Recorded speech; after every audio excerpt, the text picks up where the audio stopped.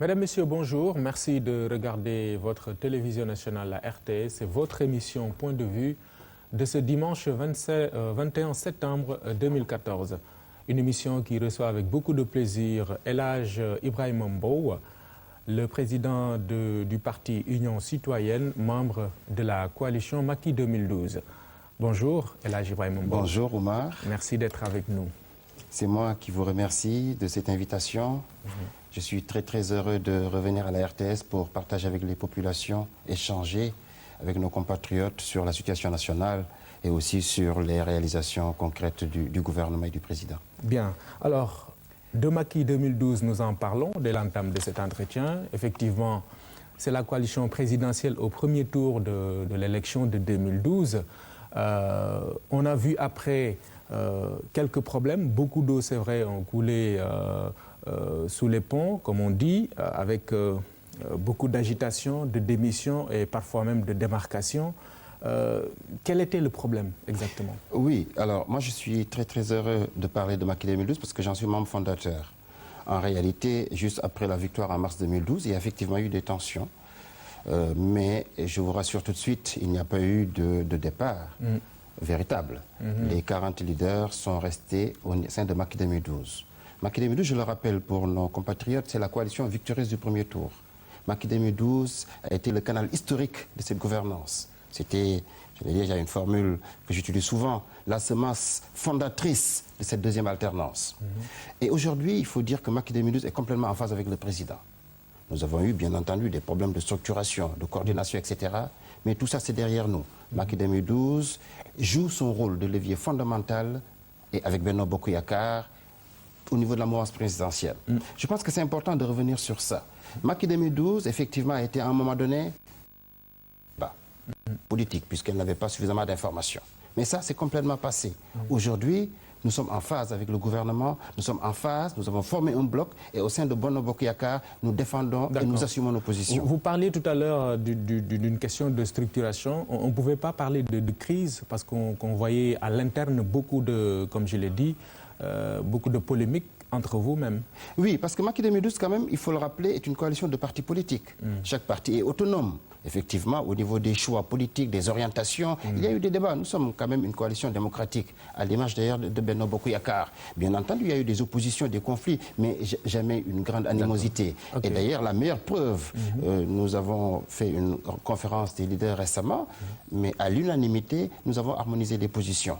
Et nous savons où est-ce que nous allons en termes de perspective. On ne peut pas parler de crise, je veux dire, on ne pouvait pas dire par exemple que Macky 2012 avait fait son temps, pratiquement. Absolument pas. Mais je vous rappelle que cette coalition donc, du premier tour, qui est le levier essentiel pour le président, qui doit jouer un rôle en termes d'animation politique, qui doit donner des idées, défendre le gouvernement, expliquer les réalisations. Et au fond, Macky 2012 doit porter le débat, aussi bien au sein de Benno Bokk Yakaar qu'au sein des populations. Bien entendu, on a à un moment donné failli à cette tâche. Mais je dis aujourd'hui, on est revenu au devant de la scène, nous portons le débat et je pense qu'aujourd'hui vous nous offrirez l'occasion de revenir un peu sur les réalisations et sur justement l'état d'avancée et les positions au niveau de Macky 2012. On va en venir. Mais avec la coalition Benno Bokk Yakaar, on le sait, il y a une palette peut-être plus large. Hein. Quelle importance et quelle place de Macky 2012 dans l'architecture de la majorité présidentielle? Oui, Macky 2012 joue son rôle, donc, j'allais dire, de canal historique. Mais ce que vous avez dit pour Macky 2012 est aussi valable pour Benno Bokk Yakaar. Oui. Benno Bokk Yakaar, nous avions quand même noté une certaine léthargie. Benno Bokk Yakaar n'a pas vraiment porté le débat politique. Benno Bokk Yakaar a été souvent absente aussi du débat. Problème aussi d'organisation, de structuration. C'est la vérité, c'est le constat.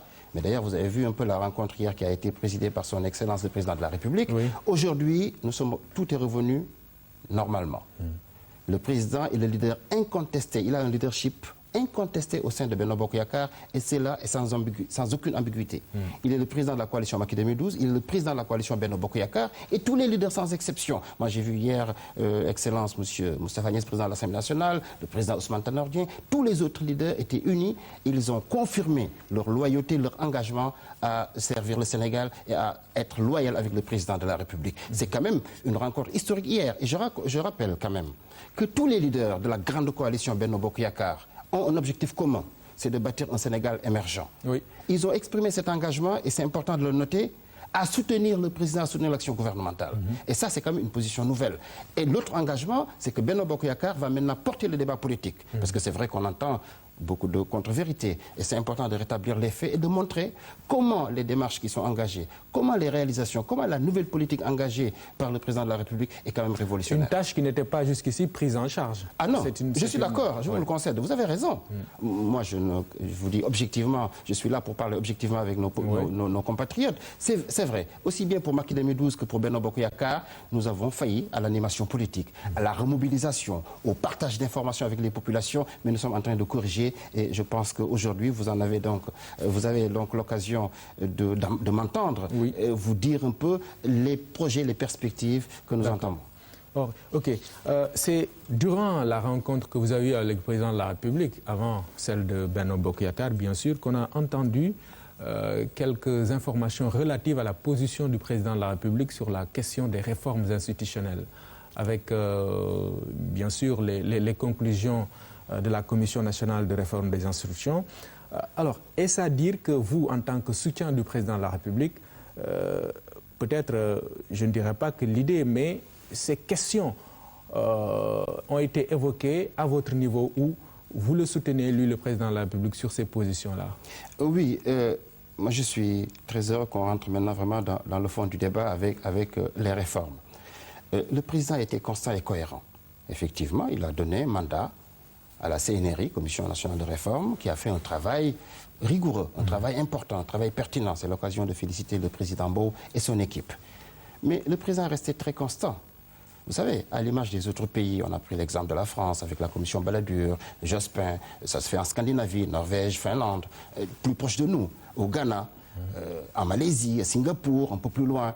Ce sont des commissions consultatives. Le président a besoin, sur certains points, donc sur certains aspects, de donner mission à cette commission de réforme. La commission a fini son travail, c'est la vérité. Elle a fini son travail, elle est même allée un peu plus loin. Elle a proposé un projet de constitution. Ce n'était pas tout à fait le mandat, mais bon, je ne rentre pas dans ce débat. Mais ce qui est constant, c'est que le président est resté cohérent avec lui-même. Il l'avait déjà dit quand on était à Benno Siggil Sénégal.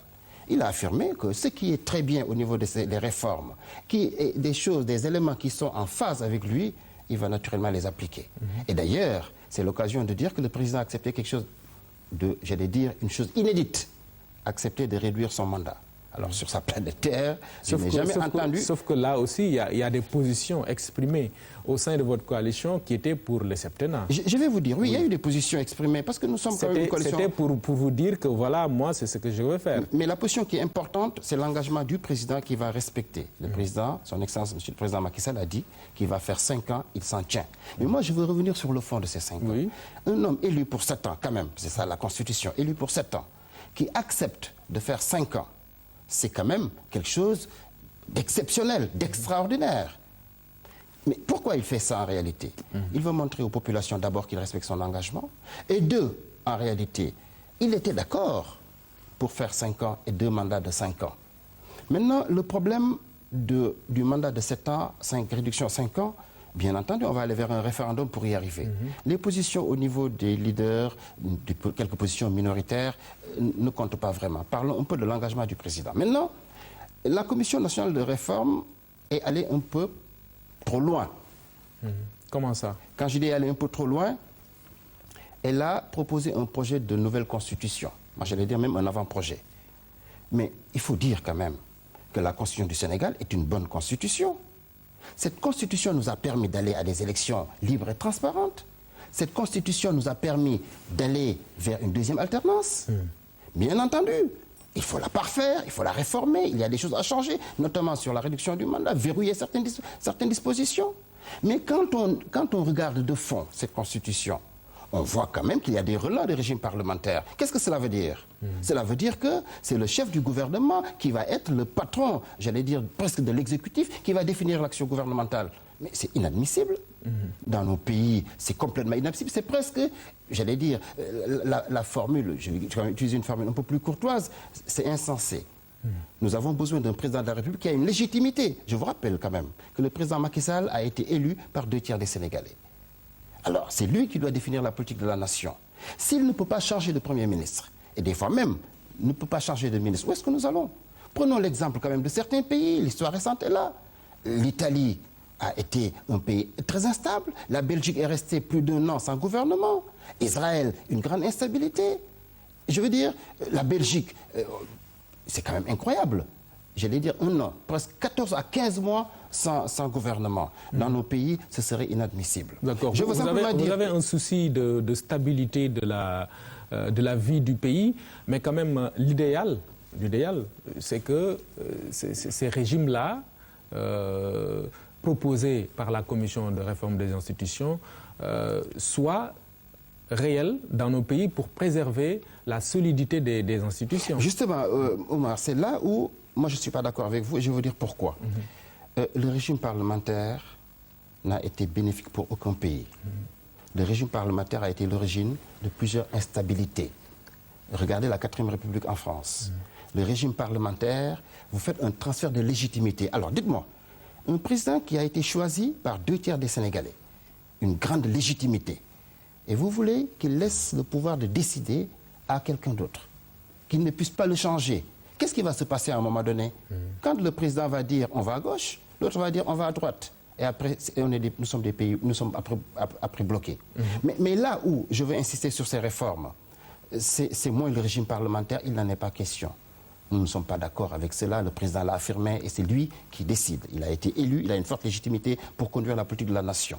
Mais l'autre élément aussi, j'allais dire au niveau de la CNRI, on dit qu'un président ne peut pas être chef de parti politique. Alors ça encore, c'est comme si être chef de parti politique était un problème. C'est le parti politique qui a permis... C'est une position de la coalition.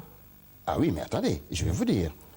La CNRI a dit, mais ça c'est un peu une suite logique un peu de Benno Siggil Sénégal, les assises. On est arrivé à ces conclusions-là en disant un président de la République ne doit pas être chef de parti. Mais où est-ce que nous allons avec cela? C'est comme si être chef de parti était un problème. C'est parce qu'il a eu un parti qui a pu conquérir au suffrage et gagner. Le parti, c'est une institution dans une démocratie. Le parti permet des échanges, permet de discuter, d'être au contact des populations. Et le parti politique, c'est quand même pas une mauvaise chose, c'est une bonne organisation. Et au sein de Benno Bokk Yakaar, nous, dans Macky 2012, nous sommes complètement en phase. Et dans Benno Bokk Yakaar aussi, les positions qui sont exprimées sont en phase avec le président de la République. C'est vrai qu'on peut se demander si nos pays sont prêts à adopter ce genre de régime, aussi bien au niveau du septennat, de la réduction du mandat, du régime parlementaire que du cumul des postes ou des fonctions. Mais sur un autre registre aussi, on a vu ce que le présidentialisme pose comme problème, comme faiblesse dans le fonctionnement de nos pays. Alors là, je suis en phase avec vous. Effectivement, on a vu d'ailleurs avec le régime précédent, effectivement, le régime présidentiel. Mais au Sénégal, on est quand même un régime semi-présidentiel, parce qu'on a quand même un équilibre des pouvoirs. L'Assemblée nationale, c'est l'occasion. On a toujours un président de la République fort. Ah oui, mais c'est important dans nos pays. Je vais vous dire pourquoi. Nous avons des mesures extrêmement importantes. Nous avons besoin d'une transformation économique et sociale en profondeur. Il faut quand même qu'il y ait un patron, entre guillemets, qui donne le là. Et regardez l'Assemblée nationale. Elle est complètement autonome, sous la direction du président Moustapha Niasse, qui joue son rôle pleinement. Le pouvoir judiciaire est aussi autonome. Regardez ce qui se passe. Bien entendu, au niveau du pouvoir judiciaire, il y a quelques difficultés. Oui, mais il y a quand même quelques difficultés au niveau du pouvoir judiciaire, liées beaucoup plus à la faiblesse de notre économie, la faiblesse des moyens. C'est vrai que les magistrats doivent être un peu plus formés, mis à niveau. Bon, ça pose un peu le problème de certains pays. Mais on a quand même un bon système et une bonne constitution. Mais je dis qu'il faut quand même améliorer et nous y sommes. Et d'ailleurs, je pense que dans les propositions que le président de la République va faire, nous allons regarder un peu au niveau des dispositions de la CNRI, quelles sont les dispositions les plus correctes, les plus cohérentes, les plus pertinentes pour améliorer notre Constitution. Mais attention, quand on a une Constitution qui nous permet d'aller à des élections, au Sénégal, on ne conteste plus la transparence, la sincérité. Le problème électoral, il est réglé. Mais c'est ça le problème majeur. Et la gouvernance aussi est réglée. On a eu des excès avec l'ancien président, on en parlera peut-être tout à l'heure, mais je dis très honnêtement, nous n'avons pas de raison, il n'y a pas d'enjeu. Aujourd'hui, l'enjeu est ailleurs. L'enjeu, c'est de trouver des emplois, c'est de développer l'économie, c'est de transformer en profondeur notre société, mais ce n'est pas une nouvelle constitution. Oui. Ça n'a pas de Allons-y sens. sur les questions de gouvernance. Que voulez-vous dire en parlant d'excès? Alors, justement, au niveau de la gouvernance, je dis que le Sénégal a fait des pas de géant. Objectivement. L'objectif, vous savez, quand on a voulu nous débarrasser de l'ancien président, on s'est battu. On s'est vraiment battu parce qu'on avait vu les dérives. Mais qu'est-ce qu'il a fait le président récemment? Il a signé un décret concernant la déclaration de patrimoine. C'est inédit. Aujourd'hui, on vous confie 1 milliard de francs. Vous êtes tenu de dire à l'OFNAC ce que vous aviez, ce que vous avez et ce que vous avez. À la sortie, qu'est-ce qui vous reste, etc. C'est important. C'est nouveau. C'est inédit. Ça n'existe pas sous nos cieux. Deuxième élément, la reddition des comptes. Alors ça, moi, je suis un peu étonné que le débat politique ne soit pas porté. Mais, vous savez, on vous confie l'argent public, on vous confie des sociétés, des ministères, des agences. Mais c'est important que vous nous disiez qu'est-ce que vous avez fait de nos ressources publiques. Le combat contre la corruption, le blanchiment, le détournement de deniers, mais c'est une exigence populaire. C'est pour ça, d'ailleurs, le président a mis l'OFNAC la CRI. Mais maintenant, c'est vrai que les gens trouvent que c'est beaucoup trop lent. Mais attendez, c'est normal. Il faut aussi respecter les droits humains, respecter les personnes accusées. Il faut bien qu'il y ait des enquêtes, des procédures, des instructions. La justice a besoin de sérénité. La justice a besoin de temps. Mais c'est vrai qu'au Sénégal, on aime bien un peu la politique spectacle, etc., etc. Mais je pense qu'il faut avec sérénité aller en corrigeant. Effectivement, il y a eu des abus à gauche, à droite, des excès de communication parfois. Mais il faut y aller sereinement et que les droits des gens soient respectés. Mais une évidence, on ne peut plus faire comme avant. Nous avons perdu, j'allais dire, 50 ans. Et aujourd'hui, nous sommes en phase pour une nouvelle transformation. D'accord. Alors, en parlant de réforme, on va évoquer... Juste sur la gouvernance, quand même, c'est important de dire qu'en matière d'argent, on a fait des efforts colossaux. Regardez, par exemple, au niveau du téléphone. 25 milliards sous Watt. Vous parlez d'argent cette fois-ci. La rationalisation des dépenses. Des ressources publiques. Ah oui, attendez, avant, c'était 25 milliards. 2012, 2011, 25 milliards de téléphones. Alors Omar, comment allez-vous? Et votre famille? Ça va, ça se passe bien? Ça coûte 25 milliards aux contribuables. C'est une hérésie. Aujourd'hui, on est à 11 milliards et la tendance est baissière. Autre élément, c'est le budget de la présidence. 86 milliards sous Watt. Aujourd'hui, c'est 43 milliards et c'est essentiellement des salaires. Donc, vous savez, cette tendance-là, elle est quand même à saluer. Et ça, je pense qu'on fait l'unanimité pour dire qu'on préserve quand même les ressources publiques. On va vers ce qu'on appelle en Wolof le Yahanal et c'est important pour notre économie. D'accord. Alors, en parlant de réforme, je parlais tout à l'heure de l'acte 3 de la décentralisation. On a vu le débat autour récemment à la faveur de la rencontre entre le président de la République et les élus. On a spécifié le cas de Dakar en parlant notamment de ressources qui ne venaient pas, etc. Ici, quelle est votre analyse, votre position? Oui, alors moi je dis honnêtement, nos compatriotes exagèrent un peu. Quelques rares compatriotes qui ont critiqué un peu l'acte 3. Vous savez, Dakar, regardez Dakar quand même, honnêtement, depuis la colonisation jusqu'à aujourd'hui. Une ville, 2-3 millions. C'est absurde, Dakar. C'est une ville incroyable, avec des déséquilibres, des communes d'arrondissement par-ci, par-là, qui ne sont pas autonomes. Mais vous savez, le président Sall a posé un acte très fort. C'est la réforme majeure. C'est une réforme majeure, cet acte 3. Une réforme irréversible qu'a initié le président. Pourquoi? Parce que d'abord, c'était le fruit d'un long processus. Je parle depuis 1996 avec la décentralisation, etc., etc. Pourquoi on a fait cela? Les communautés rurales, les communes d'arrondissement, ça n'a plus de sens. Nous sommes allés vers la communalisation universelle. Pourquoi? Mais pour plus de solidarité, pour plus d'autonomie pour les communes, que les communes puissent prendre un peu d'initiative en matière d'investissement. Il y a eu plus de compétences transférées, mais il y a aussi plus de ressources transférées. C'est quand même extraordinaire. Les communautés rurales, on va quand même équilibrer l'urbain et le rural. C'était important. On ne pouvait pas délaisser le monde rural en termes d'infrastructure. C'est quand même presque une question d'éthique, d'égalité et d'équité. Mais je dirais simplement que sur la démarche, la gestion, elle était quand même participative et excellente. Qu'est-ce qu'il a fait le président? Mais au niveau de l'acte 3, les ONG, la société civile, les élus locaux, les acteurs politiques, les gouverneurs, ils se sont réunis, ils ont travaillé avec le comité de pilotage. Le fruit de cette rencontre, c'est ça.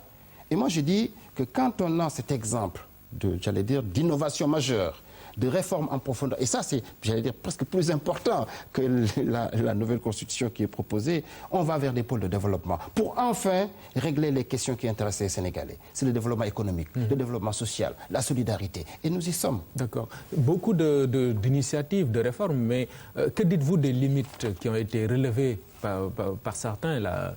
La réforme, quand même, n'est pas parfaite. Ah oui, la ligne, oui, bien sûr, aucune œuvre humaine n'est parfaite, mais je dis effectivement, il y a des procédures pour corriger. Là, déjà, le premier blocage, c'est que nous sommes quand même un peu réfractaires aux réformes. Le Sénégal est quand même un pays assez conservateur parfois. On a tendance à dire, mais où est-ce que nous allons? Mais regardez, depuis 1996, quand même, la décentralisation. Nous avons aujourd'hui des problèmes dans le monde rural. L'État est parfois absent. On a des difficultés pour répondre aux préoccupations de nos populations. Nous avons quand même, j'allais dire, fait des progrès incroyables. Mais aujourd'hui, quand une commune prend l'initiative d'un projet d'investissement, démarche, gère ses compétences, gère ses fonds, pour ses propres populations, avec un regard quand même des citoyens qui sont des acteurs, c'est quand même nouveau. Et d'ailleurs, mais c'est ce qui se fait dans tous les autres pays émergents. Moi, je ne comprends pas que certains puissent profiter de la brèche pour dire oui, on a dépouillé Dakar, etc. Mais Dakar, il est temps qu'on change quand même Dakar. Dakar était une capitale prévue pour 500 000 habitants. Nous sommes 3 millions. C'est invivable, c'est difficile, etc., etc. Non, aujourd'hui, c'est le sens de l'histoire. Et là, je pense que c'est tout. J'allais dire, il faut saluer un peu le courage. Et surtout, moi, je n'utilise pas trop le mot vision, mais cette détermination et cet engagement du chef de l'État à changer le pays. Il a été élu pour ça. Et je pense qu'il a bien compris et il est en train de le réussir. D'accord. Pour le réussir, il faut des réalisations et des projets. Sur la base, bien sûr, de l'existant, de ce qu'il a trouvé. Alors, est-ce que vous pensez que ces réalisations-là et ces projets sont à la dimension ou à la hauteur des attentes des populations? Ah oui, moi, vraiment, je suis très, très heureux de parler de ça, des réalisations du président de la République et de son gouvernement. Nous n'avons pas beaucoup communiqué là-dessus, c'est une erreur. Et je vais vous dire pourquoi. Mais permettez-moi juste un peu de parler un peu de l'état des lieux, ce que nous avons trouvé en 2012. Nous avons trouvé un désordre indescriptible, une malgouvernance à tous les niveaux. Mais on n'avait pas le moral. Rappelez-vous, 2010, 2011, on n'avait pas le moral. Angoisse, coupure, il y avait des problèmes, le moral n'était pas là, il y avait la corruption, la malgouvernance, le fils qui gérait, on dirait même le ciel, la terre, etc. C'était un pillage. Et puis il y avait un endettement démesuré. Le Sénégal s'était trop endetté, avec des taux exorbitants. Il y avait aussi un pillage incommensurable des ressources publiques. Mais je dis simplement, je donne un exemple. 2011, on n'avait pas un super hivernage. On avait de mauvaises récoltes. C'est un fait. 2012, on a frôlé l'année blanche. Rappelez-vous que dès qu'il est arrivé, le président, avec l'ancien ministre de l'Éducation nationale, a sauvé l'année scolaire. Il ne faut pas oublier, on est souvent pas amnésique, mais ça, c'est 3 ans en arrière. Alors, qu'est-ce qu'on a fait d'ailleurs? Tout de suite, on a mis 30 milliards pour soutenir le monde rural. D'ailleurs, si je pense que la mouvance présidentielle a gagné presque tout le monde rural, c'est lié un peu à ça. Et 34 milliards tout de suite après pour soutenir un peu les populations et préparer la prochaine campagne. Je ne vais pas donner beaucoup de chiffres parce que c'est vrai qu'avec l'ancien régime, on a eu le tournis des chiffres. Mais je veux dire quand même que les conséquences de la gouvernance précédente, nous les vivons encore. Regardez le cas de l'université avec les crises cycliques. Le gouvernement est allé dans des choses extraordinaires. L'université accueille 40 000 étudiants par an. Ils n'ont pas anticipé. Le Sénégal sort 40 milliards pour les bourses. Aujourd'hui, sans, j'allais dire, rechercher une quelconque optimisation de ces fonds. 2 ministères, pardonnez-moi. Éducation nationale, 367 milliards de nos finances. Enseignement supérieur, 150 milliards. Pour quel résultat? Il y a un problème. Et même d'ailleurs sur des choses de sécurité. Et la drogue, avant Qu'est-ce que vous entendiez? On a eu des scandales quand même, la drogue. Qu'est-ce qui s'est passé? Le Sénégal, effectivement, il y avait un peu de drogue par-ci, par-là, avec l'ancien régime. On dit, qu'est-ce qu'on disait? On attendait tous les ans pour aller brûler la cocaïne, l'héroïne, etc. Aujourd'hui, c'est terminé. Dès qu'il y a des saisies, la police se met immédiatement à brûler. Il n'y a même pas de risque. Mais je dis simplement... les scandales se poursuivent. Hein. Oui, non, mais la vérité, mais je dis, il y a quand même un contrôle qui est régulier, qui est extrêmement sérieux. L'État a investi dans des scanners extraordinaires pour scanner tous les camions et tous les véhicules qui rentrent dans le territoire. Et aujourd'hui, la lutte, elle est là. Mais je dis simplement que l'état des lieux, c'était simplement pour vous dire que c'était quand même le chaos total. Un chaos économique, un chaos social. On n'a pas fabriqué de champions. Économiquement, ça n'allait pas, le chômage grimpait. Maintenant, qu'est-ce qu'on a fait en termes de réalisation? Je commence par l'éducation. Quelque chose d'extraordinaire depuis l'indépendance. Le président a sorti des ressources publiques pour créer 2 universités majeures. Je ne parle pas des cures comme à Bambey. Le président Ouad, il prenait 2 bâtiments, il disait c'est une université. Ah non, non, non, on n'est pas là-dedans. Ici, à Diamniadio, comme dans le Sine Saloum, le président de la République a fait quelque chose d'extraordinaire. Il a construit des universités avec des laboratoires, des salles de conférence pour, tenez-vous bien, 60 000 étudiants. C'est extraordinaire. Le démarrage, c'est le 30 octobre. Donc, je veux dire, c'est demain. Nous sommes pas au même niveau d'échelle. Vous parlez des poses de première pierre. Ah oui, mais attendez. L'université va être opérationnelle dans 2 ans. Il faut bien commencer par une première pierre pour qu'une deuxième suive et une troisième. Absolument. Mais ce qui est important, c'est qu'il est là depuis 2 ans. Il a hérité d'une situation catastrophique. Mais l'ancien président l'avait dit que d'ailleurs, vous ne tiendrez pas 2 mois. Mais pourquoi il avait dit ça en réalité? Parce qu'il savait ce qu'il avait laissé. On travaille pendant 12 ans et après on part, on dit le successeur, il ne va pas fonctionner. C'est vrai qu'il y a des visions structurelles sur l'éducation, puisque vous y êtes. Oui. Mais du point de vue de la gestion de la crise récurrente, on voit qu'il y a toujours problème. Parce que sur la question de la rentrée, par exemple, il y a un débat qui est là, qui ne s'impose pas pratiquement. Oui, lorsque syndicats et gouvernement s'opposent sur une date de rentrée. Je suis d'accord avec vous, effectivement. Laissez-moi juste finir sur ce volet-là et je reviens sur la rentrée. Oui. Je disais donc que ces universités vont accueillir 60 000 apprenants. On a prévu 20 000 lits. C'est quand même, j'allais dire, un vrai campus. Démarrage, c'est le 30 octobre. Et juste pour le Sine Saloum, qui va irriguer Toubacouta, Kaffrine, Diourbel, Fatick, Kaolack, etc. C'est nouveau. Et l'université de Diamniadio. Maintenant, sur la question de la rentrée, c'est vrai que nous sortons des assises de l'éducation. Moi, je trouve personnellement regrettable qu'on n'ait pas discuté de cette question de rentrée. Mais je pense qu'il faut un climat d'apaisement et il faut aussi un dialogue. L'éducation, c'est quand même quelque chose d'important. Pourquoi? Parce que c'est vrai qu'on n'a pas de pétrole, on n'a pas beaucoup de mines, mais la ressource humaine, c'est quelque chose de fondamental. Les pays africains pauvres doivent miser sur la formation et sur l'éducation. Donc je pense que aussi bien le gouvernement, je pense au ministre de l'Éducation qui fait quand même beaucoup d'efforts, qui a réussi les assises, c'est l'occasion de le féliciter, mais il faut quand même qu'il ouvre un peu plus encore ses portes, qu'il échange avec les syndicats. Parce que cette histoire de rentrer entre le 29 et le 1er, c'est un petit débat, mais c'est vrai que la Tabaski arrive après. Pour certains enseignants qui habitent loin, ça peut être problématique. Mais ça ne peut pas faire l'objet de blocage. Pensons à nos enfants, pensons à leur éducation, c'est ça qui est essentiel pour notre Dans votre propos tout à l'heure, vous évoquez la situation dans le monde rural. Ça nous permet de parler de l'agriculture, un volet important de notre économie, sinon le plus d'ailleurs, le plus important.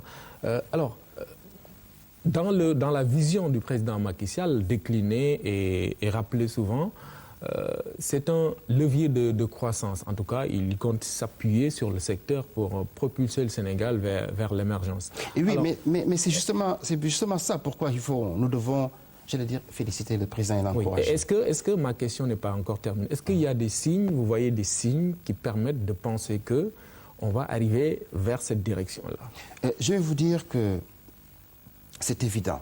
Pourquoi? Parce qu'on change de paradigme et de démarche. Le Sénégal importe beaucoup de riz. Nous enrichissons un peu l'économie thaïlandaise, Vietnam, Inde, etc. C'est terminé. Et la vision aujourd'hui, elle est là. Nous allons, en 2017, avoir l'autosuffisance en riz, M. Nying. Qu'est-ce qui va se passer? Et qu'est-ce qui commence à se passer déjà? Le Sénégal a sorti cette année 16 milliards pour aménager la vallée du fleuve Sénégal et le bassin de l'Anambé avec la SAED.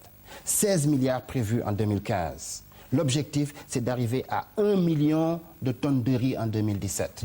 Cette année, nous sommes entre 500-600 000 tonnes. Mais ça veut dire quoi? Que nous allons faire une économie extraordinaire. Le Sénégal va devenir un pays autosuffisant en riz.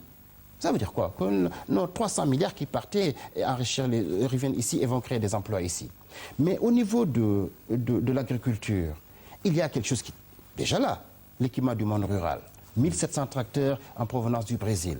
Le capital semencier, déjà avec le premier gouvernement du président, 5 milliards pour avoir des semences de qualité. Et cette année déjà, nous avons 75% de semences certifiées. Moi, je dis, l'agriculture, c'est le moteur de notre économie. Pourquoi? D'abord parce que nous sommes une population rurale à presque 70-80%. Mais j'ai dit, aujourd'hui, on passe des champs à des domaines agricoles. Et ça, c'est une vision nouvelle. C'est une réforme majeure et essentielle. Nous allons transformer le monde rural. Moi, je salue le travail du ministre de la Jeunesse qui a initié, qui est en train de faire un travail colossal au niveau des domaines agricoles communautaires. Je prends l'exemple de Sédhiou, 2000 hectares. On fait de l'agriculture, on fait de l'élevage et on fait de la transformation en agroalimentaire. Produits laitiers, produits carnés, produits amylacés, produits sucrants, etc., etc. Ça veut dire quoi en réalité? Nous allons créer de la valeur ajoutée. Les entreprises agricoles vont devenir des centres de profit, des centres qui vont générer des revenus pour le monde rural et qui vont booster l'économie. Et en termes d'emploi, extraordinaire. Chaque domaine agricole va prendre des milliers de jeunes. Et on prévoit d'ici 2017 à peu près 300 000 jeunes dans le monde rural. Encore faut-il qu'il faille faire comprendre à ces jeunes que c'est ça le secteur porteur de croissance et de richesse. Ils le savent déjà. Et dans la foulée de l'emploi. Mais regardez déjà dans les domaines agricoles communautaires. Prenez par exemple le cas des jeunes qui sont à Dakar aujourd'hui dans les rues en train de vendre à la sauvette. Beaucoup attendent d'être convaincus qu'ils doivent retourner, par exemple, à la terre. Oui, mais je vais vous dire, effectivement, l'image du paysan ouvrier, pauvre, fauché, qui travaille 2 ou 3 mois par là, ça c'est terminé avec le plan Sénégal émergent. L'agriculture va jouer un rôle moteur. Je vous ai dit qu'on ne va pas simplement faire des activités primaires, on va vers la transformation, la valeur ajoutée, la distribution, etc., etc. Et le Sénégal va être un pays exportateur. Regardez ce qui se passe depuis cette année. Pour la première fois, le Sénégal exporte des oignons vers l'Europe. La variété Mercedes, c'est quand même une nouveauté. Le Sénégal est en train de faire un bond colossal en matière d'arachide. Le Sénégal a été pendant très longtemps premier producteur mondial d'arachide. Aujourd'hui, nous sommes très loin derrière. C'est la Chine qui arrive en tête avec 13 millions de tonnes. Mais qu'est-ce qui se passe en réalité? Là-bas, il y a des rendements de 3 tonnes à l'hectare.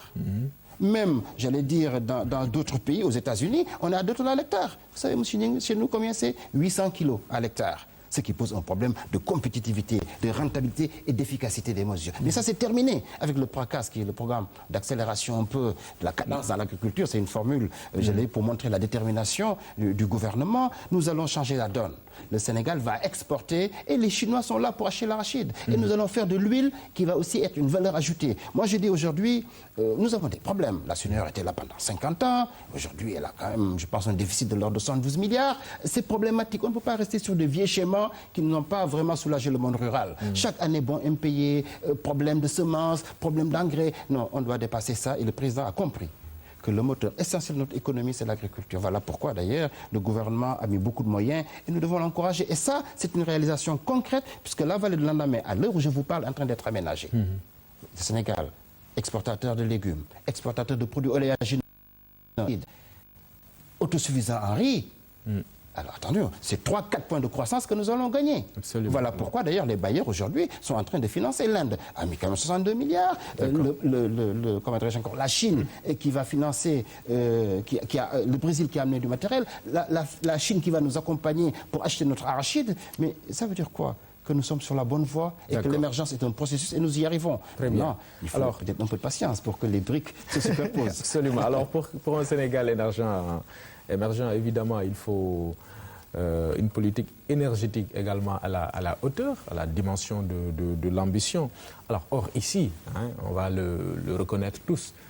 Vous parliez tout à l'heure de la tension qu'il y avait avant la deuxième alternance concernant les coupures, par exemple, d'électricité. Mais là, on n'est pas encore au bout de la peine. Ah, vous avez raison. Mais je voulais juste finir avec les réalisations du président quand même, parce que vous m'avez posé la question sur ça. Juste pour dire quand même qu'au niveau quand même baisse des loyers, il ne faut pas l'oublier. Ça a soulagé les populations. C'est les questions sociales. Oui, on va y arriver peut-être avant dans la foulée, après l'énergie. D'accord, ok. Donc sur l'énergie, les gouvernements précédents ont manqué d'ambition. Nous sommes à 500 mégawatts annuels. Problème. Beaucoup de population, surpopulation parfois, trop de demandes. Et on ne peut pas, il y a eu des coupures effectivement. Mais nous sommes en train de subir les mauvaises décisions du gouvernement précédent. Le plan Takkal par exemple, c'était une hérésie. Pour avoir 150 mégawatts, on prenait des groupes électrogènes qui fonctionnaient au gazole, au diesel, etc., qui tournaient à feu roulant, à feu continu. C'était des milliards perdus. Alors, d'ailleurs, les seules personnes qui avaient intérêt à ça, d'ailleurs, je pense que c'était les intermédiaires ou les commerçants, mais en tout cas pas les populations. Et aujourd'hui, mesure révolutionnaire. Nous le voyons, le président est parti pour un mix énergétique, ça a commencé. Nous avons déjà signé des conventions pour 100 mégawatts dans le solaire. Nous avons aussi l'hydroélectricité. Mais c'est la vérité, nous allons passer en 3 ans de 500 à 1000 mégawatts. Mais le constat, il est là, M. Nying. Le réseau électrique actuel, avant, jusqu'en 2012, n'était pas intégré. C'est la vérité. En Casamance, on a encore des groupes électrogènes. Je vous parle de choses réelles. 125 mégawatts à Sendou, 96 mégawatts à Taïba Ndiaye. Et nous avons quelques petits soucis d'ailleurs pour montrer que le gâchis un peu de l'ancien régime. Les gros moteurs là qui doivent arriver pour aller sur Tobène, je pense, ou Taïba Ndiaye, ne peuvent pas passer sur la route nationale. Il y a eu des passerelles, les gros porteurs ne passent pas. Ça, c'est un gros problème. Ça veut dire quoi? Ils ont tellement tout focalisé à Dakar qu'ils ont oublié l'intérieur du pays. Que le gros matériel énorme qui doit aller à l'intérieur du pays, Amoun Foumouyar, pardonnez-moi de parler Wolof. Et c'est un problème. Et donc je dis, aujourd'hui, nous allons régler cette question énergétique. Je pense à la Mauritanie aussi, qui, cette année déjà, nous donne 20 mégawatts. En février, donc je veux dire, après-demain, 120 mégawatts. Et nous allons doubler en 3 ans nos capacités énergétiques. Ça, c'est des réalisations concrètes. Donc je dis, aujourd'hui, nous avons compris qu'il faut de l'énergie pour booster l'économie. Il faut aussi, l'énergie va permettre à des entreprises de devenir des championnes. Parce qu'elles vont gagner en coût de production. D'accord. Et dans quel registre maintenant mettre ces coupures sur la base de ce que vous voulez de lister comme projet d'envergure, bien sûr, de vision structurelle. Mais ce que les Sénégalais peut-être ne comprennent pas, c'est pourquoi chaque fois on revient sur ces coupures. Oui. Merci. À une période aussi tendue que la chaleur. Vous avez raison, et c'est regrettable. Mais la vérité, c'est que ce n'est pas un produit fini qu'on achète. Quand on achète de l'électricité, ce n'est pas un costume, ce n'est pas une voiture, ce n'est pas un camion. Il faut bien construire des installations avec un ordonnancement. C'est un chantier, et nous y sommes. Je vous dis simplement que les grosses machines, les gros moteurs qui doivent fournir l'électricité à Taïba Ndiaye n'ont pas où passer. Il faut bien du temps pour construire. Il faut les installer et les préparer. Et vous savez, l'objectif n'est pas très loin. Nous sommes obligés de faire des résultats et nous y sommes. Dans 3 ans, nous allons doubler les capacités énergétiques. C'est ça la vérité. Et avec le mix solaire, le charbon, l'énergie solaire, l'hydroélectricité aussi. Et vous savez, certains pays nous disent oui, avec l'environnement, faites attention au charbon parce qu'il y a l'environnement. Mais attention, les grands pays qui sont développés à partir du charbon. Même l'Europe. L'Union européenne, c'était la CECA avant, Communauté économique du charbon et de l'acier. Ça, c'est fait à partir du charbon. Donc, laissons-nous nous développer d'abord et ensuite on verra un peu comment parfaire les questions environnementales. Alors, vous avez voulu développer sur les questions sociales, pouvoir d'achat, denrées de première nécessité, etc. Vous voulez dire que c'est réglé? Ah oui, mais non, vous savez, c'est pas réglé, on est quand même un pays pauvre, avec un petit budget, M. Nying. Mais je veux dire, c'est quand même important de dire, avec tout ce que j'ai listé comme problème que nous avons trouvé au Sénégal, le président, il a eu une méthode, une démarche extraordinaire en termes de bourse familiale. 250 000 familles reçoivent 25 milliards par an. Ça soulage les populations pour aider les enfants à aller à l'école, acheter un peu de matériel, etc. C'est extraordinaire. Ça, c'est un geste de solidarité pour dire qu'il allie le plan Sénégal émergent à la solidarité. Nous sommes un pays de tradition solidaire. D'abord, c'est une très grande famille. Je dis aujourd'hui, en 2016, nous prévoyons 30 milliards pour 300 000 familles. L'autre élément majeur, quand même, c'est la baisse du prix des loyers. J'en ai parlé tout à l'heure. Ça a quand même soulagé énormément les populations. Dakar est une ville horriblement chère, injustifiée. La baisse des impôts sur les salaires, on ne le dit pas assez. Mais ça donne du pouvoir d'achat et l'État a volontairement refusé de prendre 43 milliards pour les laisser aux salariés. Bien entendu, il y a un intérêt pour la consommation, il y a un intérêt pour l'épargne. Mais enfin, la baisse des prix des denrées, on ne le dit pas assez. Même si cette baisse on peut faire peut-être des efforts supplémentaires, mais tout ça, c'est quand même à mettre sur le compte des réalisations. Sans compter, ce qu'on oublie toujours, c'est que l'eau, l'électricité, le gaz sont subventionnés. on ne paye pas au prix juste. Parce oui, qu'on ne peut pas. On paye toujours cher. Hein. Ah oui, on a vu récemment le cas des factures d'électricité. Oui, là, mais M. Ning, avec ce qu'on avait comme plan... cher. Vous avez raison. Avec ce qu'on avait comme plan TACAL, à utiliser des moteurs qui tournaient au gazole, continu, etc., pour 150 MW seulement, sans avoir une vision à long terme, c'était normal. Mais nous sommes en train de corriger. Et justement, on ne peut pas être arrivé aujourd'hui et régler tous les problèmes aujourd'hui. Mais aujourd'hui, la démarche, elle est là, la méthode est là, les conventions sont signées et nous allons régler cette question énergétique. Autre élément aussi sur ces mesures, je pense que c'est important de dire que le président a misé sur la création d'emplois et la création d'entreprises. Et ça va régler aussi la question du chômage. Très bien. Alors, sur toutes ces questions, bon, j'allais évoquer d'ailleurs la question des infrastructures, c'est important. Il ne reste pas beaucoup de temps, c'est vrai, mais on a vu avec le plan Sénégal émergent qu'il y a beaucoup de projets structurants annoncés par le président de la République. Mais là aussi, peut-être pour vous taquiner un peu, on connaît la dimension du prédécesseur du président de la République, Macky Sall, dans ce domaine des infrastructures. Alors, est-ce qu'ici, on peut imaginer le président Macky Sall battre le président Wade sur cet aspect-là, des infrastructures? Mais il va le battre, je vais vous dire pourquoi. Effectivement, le président Wade a fait des choses. Mais honnêtement, on n'est plus dans la même échelle. Un exemple, Wade a fait le plan Diakhaï, 700 logements. Plan Diakhaï, un quartier, dans une zone inondée avec des problèmes. 91 milliards pour ça. Qu'est-ce qu'il fait le président? Un projet de ville nouvelle à Diamniadio, 40 000 logements. C'est nouveau, nous y sommes. La modernisation, la ville verte, le pôle, la nouvelle ville. Les cités religieuses sont modernisées. Que ce soit Touba, Tivaouane, Medina Baye, Popenguine, Thiénaba, Ndiassane, etc. Je dis, ce n'est pas tout à fait la même chose. Lui, il s'occupe de quartier, il s'occupe de 2 bâtiments à Bambey pour une université. Nous, on en construit 2, avec des capacités différentes. Et le plan Diakhaï, un petit quartier, 700 logements. Nous, on en fait 40 000. Mardi, le président va inaugurer le centre, la cité de l'émergence. 31 tours de 10 étages à la gare routière de Pompiers. Après, c'est la cité de l'avenir. Nous y sommes, je dis mardi, le 23, etc. Regardez au niveau des routes. Le président s'est engagé à faire 50 km d'autoroute par an. Nous avons commencé le travail. Le président avait fait, qu'est-ce qu'il avait fait? Dakar, Padoua, Diamniadio. Non. Le président Macky Sall va aller quand même, c'est pas négligé. Oui, non, mais je veux dire, on n'est plus dans la même échelle. Il avait une grande ambition, mais c'était beaucoup plus dans la parole que dans les actes. Alors lui, le président Macky Sall, c'est différent. Aujourd'hui, 50 km d'autoroute. Nous allons aujourd'hui, dans le domaine des chemins de fer, par exemple, c'est important à dire. Qu'est-ce qu'il a fait, le petit train bleu? Ah non. Aujourd'hui, nous sommes dans le train express régional qui va quitter l'aéroport de Diamniadio pour venir à Dakar. 34 minutes avec 6 gares. Et ce chemin de fer va aller après irriguer le pays. Pour l'autoroute aussi, on ne va pas s'arrêter à Touba. Touba, c'est une ouverture après vers le nord et vers l'est du pays. C'est plus la même échelle. D'accord. Et pour le train, c'est un train à écartement standard, avec des câbles électriques qui vont alimenter les locomotives. D'accord. Et nous allons maintenir aussi des infrastructures pour aller jusqu'à Caille, etc. Moi, je dis, effectivement, on dit souvent le président, effectivement, parce qu'avant Wade aussi, c'était quand même problématique. Mais très honnêtement, Wade était bâtisseur dans la parole. Et le président Macky Sall, c'est un bâtisseur dans les actes. D'accord. Alors, beaucoup de réalisations en vue donc que vous allez soutenir en termes de, je veux dire, en tant qu'allié du président de la République, en tant que souteneur, mais peut-être, sachant que l'exercice du pouvoir aussi n'est pas chose aisée, évidemment, en tant que coalition présidentielle, quel est le rôle que vous entendez jouer aussi dans le cadre de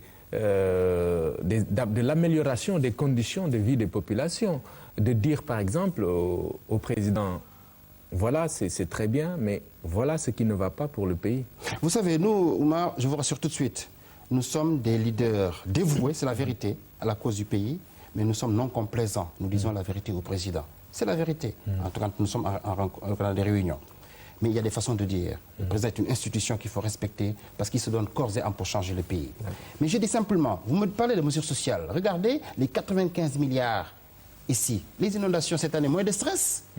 Dalifort, Bambey, beaucoup de pluie, Dalifort. Oui, non, mais il y a quand même moins de stress. Je dis, il y a moins de stress. Pourquoi? Parce qu'on a mis 95 milliards. Autre élément dans les infrastructures, c'était quand même important, c'est les gros porteurs. 800 qui arrivent de Chine, 800 du Maroc. Mais je dis simplement qu'au niveau politique, je pense que c'est important que les politiques prennent en charge le débat. c'est important, surtout les politiques de la mouvance présidentielle. Nous devons expliquer aux populations qu'en réalité, il y a une véritable révolution. Ce que je vous dis là. Communiquer sur les réalisations. Projets, les réalisations. Ah oui, c'est important, c'est extrêmement important. Et ça, c'est le rôle des leaders. Les élections sont quand même terminées. La rivalité, le combat, on a fini la présidentielle, les locales, les législatives. Aujourd'hui, tous les hommes politiques doivent être unis derrière le président de la République pour réussir cette émergence. C'est l'intérêt de nos enfants, c'est notre intérêt. Pas tous les hommes politiques, mais quand même. De la mouvance. Ouais. Oui, mais l'opposition, vous savez, nous avons quelques politiciens pressés, qui ont été des éternels perdants d'ailleurs. La bataille électorale est perdue. Maintenant, ils veulent gagner la bataille de l'opinion. Mais non, nous sommes là devant et nous allons expliquer aux populations que nous sommes sur le droit chemin, nous allons réussir. Et je fais mes prières et j'encourage le président à réussir un peu sa mission. Merci beaucoup. El Hadj Ibrahima Mbow, merci d'être venu à cette émission. Merci Oumar, et c'était vraiment un plaisir de venir partager avec vous. Merci. Madame, Messieurs, merci d'avoir suivi. Je rappelle que El Hadj Ibrahima Mbow est le président de l'Union citoyenne, membre de Macky 2012, donc de la coalition Benno Bokk Yakaar présidentielle. Donc, merci. On se retrouve dimanche prochain.